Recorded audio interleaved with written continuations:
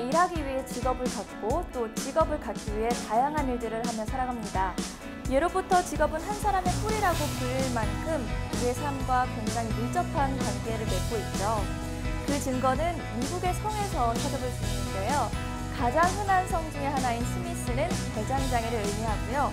카펜터라는 성은 목수를, 테일러는 재봉사를 의미한다고 합니다. 이외에도 약속이나 한 듯이 전 세계 각국에서 직업에 유래한 성들을 심심찮게 찾아볼 수가 있는데요. 오늘날에도 직업은 한 사람의 인생을 의미할 만큼 굉장히 중요하지만 그 패턴이 약간은 변형되었죠. 현대사회에서는 한 사람이 서너 개의 직업을 가질 뿐만 아니라 다양한 직업군을 자유롭게 오가는 등 제2의 직업 전성시대가 열렸다고 해도 과언이 아닐 텐데요. 빠르게 변하는 현대사회, 그리고 그보다 더욱 더 빠르게 변하는 직업세계. 오늘 청산뉴스에서는 조금 아이러니하지만 우리에게 가짜 직업세계에 대한 흥미로운 이야기를 들려주실 분을 모셨습니다. 이혜진 감독님을 소개합니다. 안녕하세요. 네, 안녕하세요. 네, 오늘 어떤 강연 준비하셨나요? 오늘은 제가 공연기획가로 살아오면서 제 직업을 소개하고 그리고 제가 활동하면서 느꼈던 경험들, 철학들을 여러분들과 공유하고 싶어서 이 자리에 나오게 되었습니다. 오늘 강연 잘 부탁드리겠습니다. 네, 알겠습니다. 생각이 흐릅니다. 청산뉴스 이혜진 감독님의 강연을 큰 박수로 청해 보겠습니다.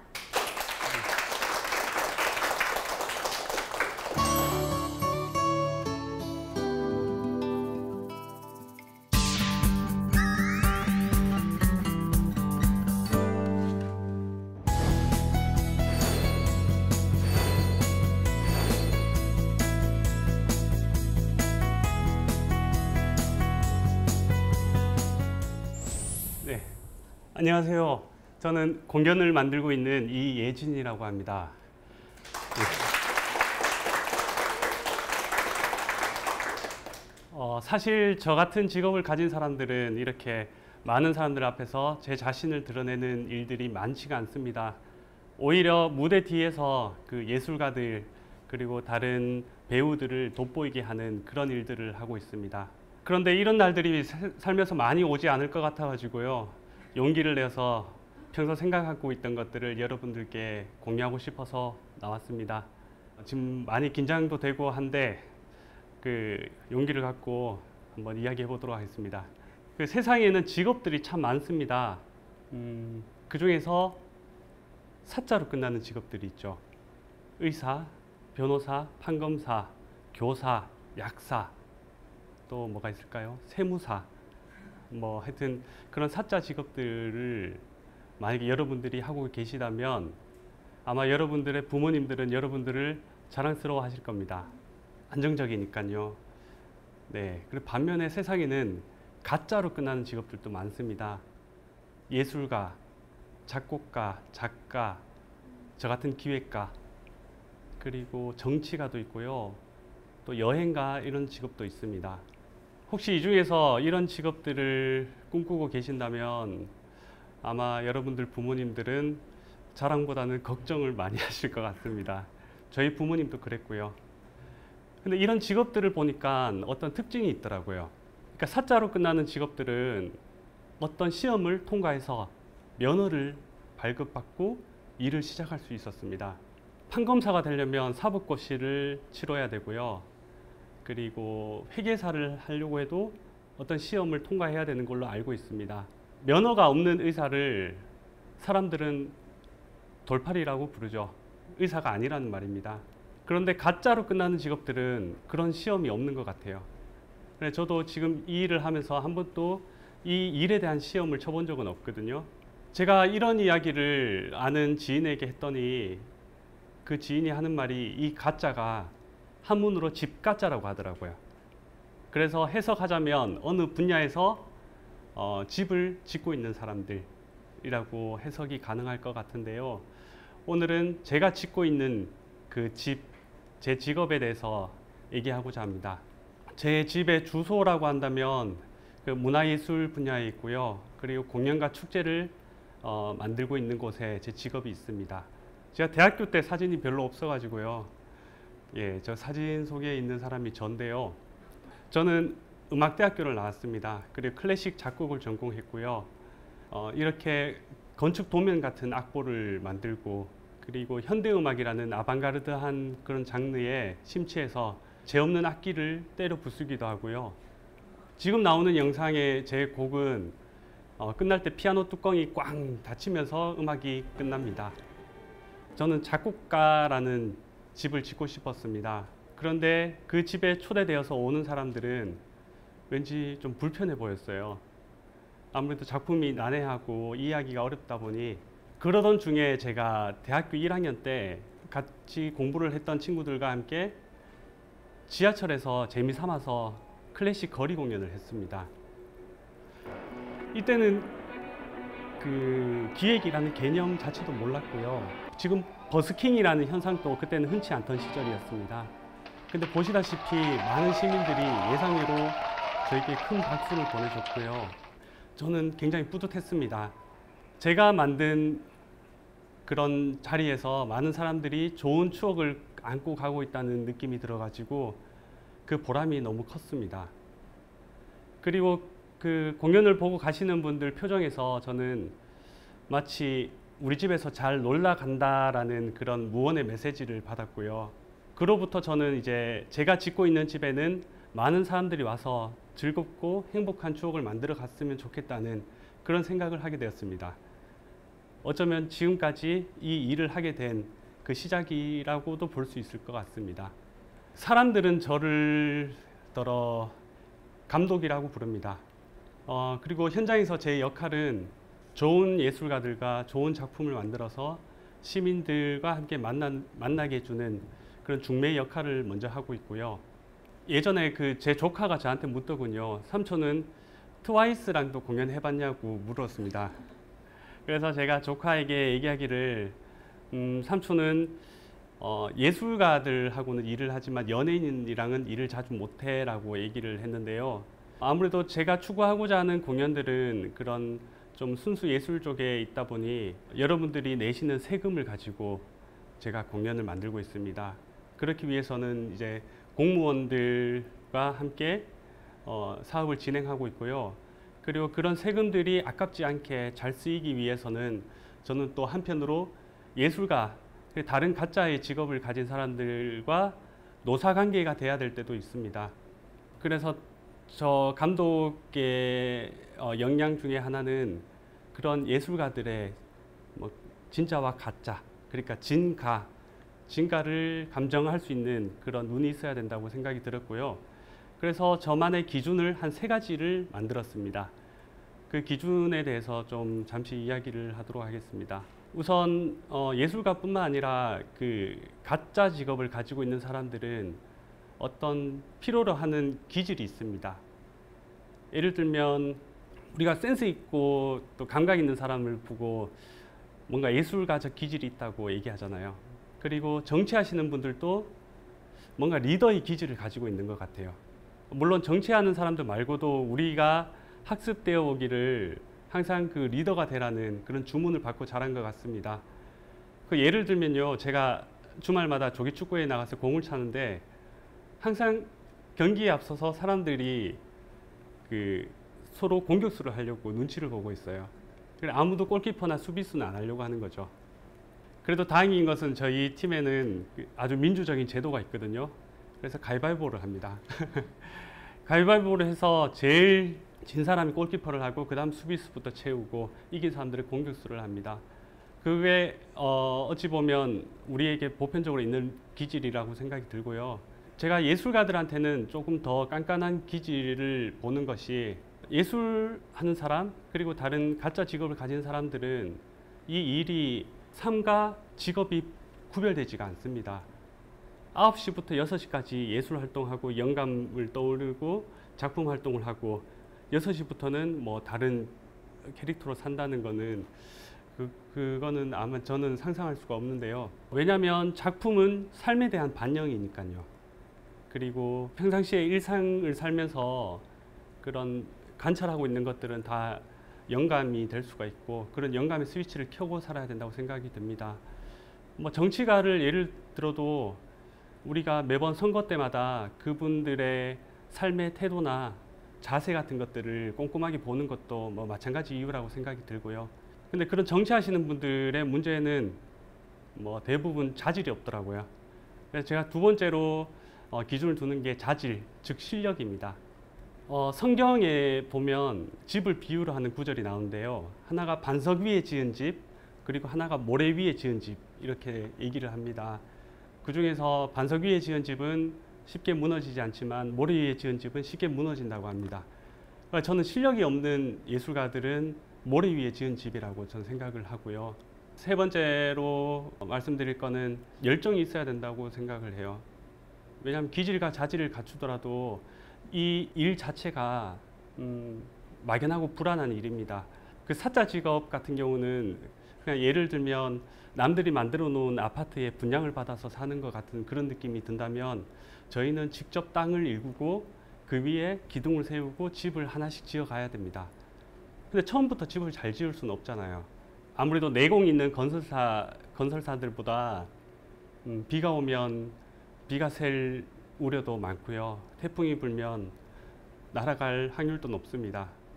그렇게 부서지고 또 다시 새로 튼튼하게 지으면서 그 직업을 영위해 나가는 게 어찌 보면 저희의 숙명이라고 생각이 들었고요. 저도 그게 사실 너무 힘들어가지고 아파트 분양 받듯이 그렇게 살려고 노력했었습니다. 그래서 고시 공부도 했었고요. 그리고 일반 직장에도 들어갔었고, 그리고 최근에는 그 구청 직원으로도 살아봤습니다. 살면서 아마 이거 여러분들은 좀 젊으신 것 같은데, 그 직장에 다니면 보편적인 스트레스 있잖아요. 정말 깊이 하고 싶은 직장 상사가 어떤 말을 해도 물개 박수를 쳐야 되고 그리고 정말 육두문자 섞인 민원을 많이 받습니다. 그러면서 저는 친절하게 또 응대를 해야 되는 의무가 있고요.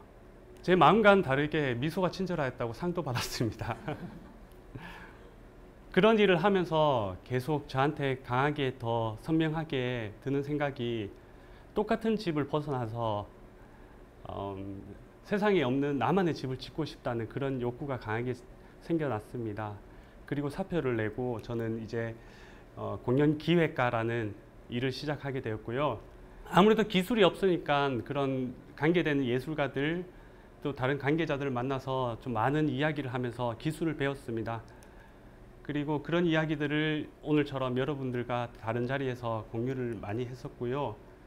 그리고 하다 보니 뭐 방송에서도 저를 찾아주고, 그리고 여기가 제가 일했던 구청입니다. 퇴사하고 제가 그 청장님과 겸상을 하게 되었습니다. 그리고 계속 재밌게 활동을 하면서 공연을 계속 만들어 갔고요. 그런 이제 나만의 집을 짓고 싶다는 생각이 강하게 자리 잡고 저는 이제 회사를 나오고 그야말로 사냥개처럼 살았어요. 인생을 개로 비유해서 좀 그렇긴 한데요.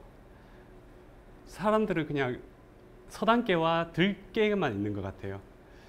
그러니까 서당을 지키는 개는 밥이 꼬박꼬박 나오잖아요. 대신 서당을 지켜주는 밥값을 해야 되는 거고요. 그리고 한 3년 지나면 잘하면 풍어를 떠올릴 수 있는 그런 자기 개발의 시간도 주어지고요. 그런데 묶여 있어야 된다는 생각이 들더라고요. 반면에 들개는 참 자유로운데 밥 주는 사람이 없어요.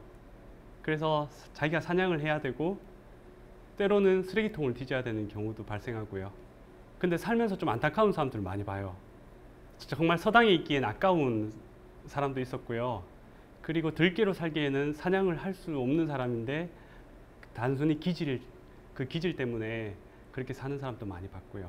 근데 제가 말씀드리고 싶은 거는 그런 기질과 자질이 잘 맞는 직업을 고르시고 거기에 좋아하는 일이라면 열정이 생길 것 같아요. 제가 직장 다니면서 제일 무서웠던 말이요. 직장 상사가 이제 예진 씨 퇴근하고 뭐 해? 같이 밥 먹을까? 이 말이 너무 무서웠어요. 근데 그런 질문이 항상 돌발적으로 오거든요. 당시에는 제가 순발력이 없어가지고요. 그냥 뭐 어버버거리다 같이 식사를 하게 되었습니다. 이제 식사를 하면서 좀 배가 부르니까 이제 정신이 들더라고요. 왠지 좀 있으면 2차 가자라는 말이 곧 나올 거고, 근데 그 말에 앞서 저는 빨리 자리를 나와야겠다. 그리고 또 반면에 그 직장을 다니면서 같이 함께하고 싶었던 사람도 있었어요. 예, 그분한테 제가 질문하죠. 마치고 뭐예요? 그분도 순발력이 없었을 것 같아요. 그래서 함께 식사를 하면서 저는 그분이 간다고 말할까봐 무서워서 그때부터 막 얘기를 합니다. 제가 디저트 잘 아는데 그리고 영화 재밌는 거 나왔다고 하는데 하면서 계속 그 사람 붙잡고 싶더라고요. 그래서 저는 일도 마찬가지라고 생각이 들어요. 제가 별로 내키지 않는 일을 할 때는 그냥 제 목까지만 그 이상 하는 게 스트레스가 되더라고요. 그냥 저는 일을 할 때 열심히 일한 것 같아요. 직장을 다닐 때는. 근데 열심과 열정이라는 말이 좀 비슷해 보이잖아요. 근데 열심은 마음이 뜨겁다는 말이고요. 열정은 애정이 뜨겁다는 말이거든요. 그래서 제가 그때 그 아가씨하고 계속 같이 있고 싶었던 것처럼 애정이 있으면 일을 하는 데 있어 가지고 계속 붙잡게 되더라고요. 그래서 제 직업의 단점이라고 한다면 잠이 좀 부족해집니다. 계속 이 일을 잡고 싶으니까. 네, 그래서 어찌 보면 가짜 직업이라는 거는 참 불안하고 힘든 직업이기도 하고 그러려면 어떤 동력이 있어야 되는데 그게 애정이라고 저는 생각을 합니다. 그럼 저희 집 가훈을 소개하고 싶습니다. 근데 가훈을 소개하기 전에 잠시 여담으로 제가 살아온 이야기, 성장 배경에 대해서 조금 말씀드리고 싶습니다. 이 사진은 희귀한 사진이에요. 학교의 전교생이 한 컷에 나온 사진입니다. 제가 다니던 학교의 전교생은 15명이었고요. 분교를 다녔습니다. 그리고 보시다시피 저런 아주 산골에서 자랐습니다. 중학교 때까지요. 그래서 친구 집에 가려면 그야말로 산을 넘고 강을 건너야 했어요. 아무래도 계속 집이 멀다 보니 혼자서 놀아야 되는 방법을 터득을 했고요. 그러다 보니 그림을 그리는 걸 좋아했고 그리고 집에는 낡은 피아노가 한 대 있었습니다. 그래서 피아노 치는 걸 좋아했고요. 오히려 그런 글 쓰고 그림 그리고 음악에는 좀 재능이 있었는데 반면에 이제 그러니까 산수부터 포기했어요, 저는. 그래서 제가 제 직업을 갖는 데 있어 가지고는 좀 굉장히 타고났다는 생각이 들었고요. 그리고 저 시절에 뭐 추억을 얘기하자면 시골에는 친구가 없다 보니 저희 친구들은 뭐 온갖 벌레들과 뭐 개구리 동물들이었고 저희 할아버지 효자손 아세요? 예, 효자손을 저 벨트에 왕검으로 차고요. 그 동네에 온갖 뱀, 지렁이 이렇게 징그러운 악당들을 무찌르고 살았는데요. 그러다가 이제 고등학교를 예술고등학교로 진학을 하게 됐고 아까 전에 말씀드렸지만 작곡을 전공하였고요. 그리고 공연기획가의 삶의 매력을 느껴서 지금 이 자리까지 오게 되었습니다. 그래서 저는 어릴 때부터 그렇게 만드는 즐거움 그게 계속 이어져 왔고요. 그리고 대학교 다니면서 이제 나누는 즐거움을 알게 되었습니다. 제가 좀 잠깐 똑똑한 척을 좀 할게요. 그 헨리 데이빗 소로우라는 예전에 하버드 총장까지 지내셨던 분이 그 월든이라는 호숫가에 오두막을 지어놓고 한 2년 동안 생활하면서 쓴 책이 있어요. 그 책이 월든이라는 책인데요. 그 6장에 보면 방문객이라는 그 챕터가 있는데 거기서 저는 읽다가 어떤 재밌는 내용을 발견했습니다. 저자가 자기 오두막에는 의자가 3개가 있대요. 그 중에서 1개의 의자를 쓰는 시간이 있대요. 자기 혼자만의 시간, 뭐 고독의 시간이라고 할 수 있죠. 그리고 사색하고 기도하고 뭐 앞으로의 일을 계획하고 그 시간이 너무 즐겁다고 하더라고요. 근데 그거 못지않게 2개를 써야 될 때가 있대요. 멀리서 친구가 와서 그동안에 나눴던 생각들을 서로 공유하고 뭐 대화의 시간이라고 할 수 있겠죠. 또 그거 못지않게 3개를 써야 될 때가 있대요. 오늘처럼 이렇게 둘러앉아 가지고 뭐 세상 살아가는 이야기도 하고 가벼운 농담도 하고 그 교제의 시간이라고 할까요? 어쨌든 살면서 그런 다양한 모습들이 그런 모습들을 가진 사람들은 표정이 다르더라고요. 뭔가 좀 풍부해 보이고 인생이 찰져 보인다는 느낌이 들었습니다. 그래서 제 직업은 이 3가지를 다 할 수가 있어요. 저는 오늘 강연이 끝나면 집에 가서 그 다음 공연을 뭘 할지 집에서 혼자서 생각할 거예요. 그리고 그거를 스태프들이랑 같이 의견을 나눌 거고요.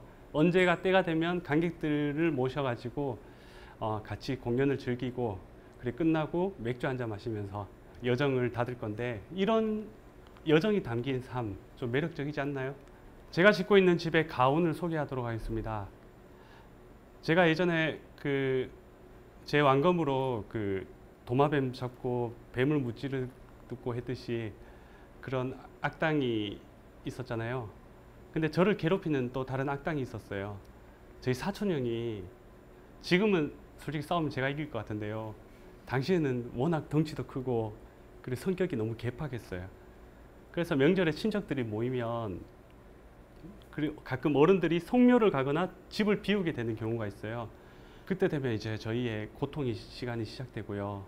상상도 하기 힘든데 문을 걸어 잠그고 이유 없이 두드려 맞았어요. 그리고 고문을 당하고 그렇게 계속 맞다가 뭐 울고 있으면, 그러다 이제 어른들이 돌아오잖아요. 그럼 형이 했는 말이 더 섬뜩해요. 저희 보고 야 웃어라 웃어라 빨리 웃어라 하면서 막 치워라 하면서 막 이렇게 수습을 하는 거예요. 근데 저희는 후환이 두려워서 그걸 눈물을 닦고 다 치우고 있는 거예요. 그래서 어른들이 재밌게 있었냐고 하면 재밌었다고 얘기하면서 그렇게 살던 시절이 있었는데요. 근데 세계 지도를 이렇게 펼쳐놓고 보니 그렇게 살던 민족이 있더라고요. 우리 한민족이 그렇잖아요.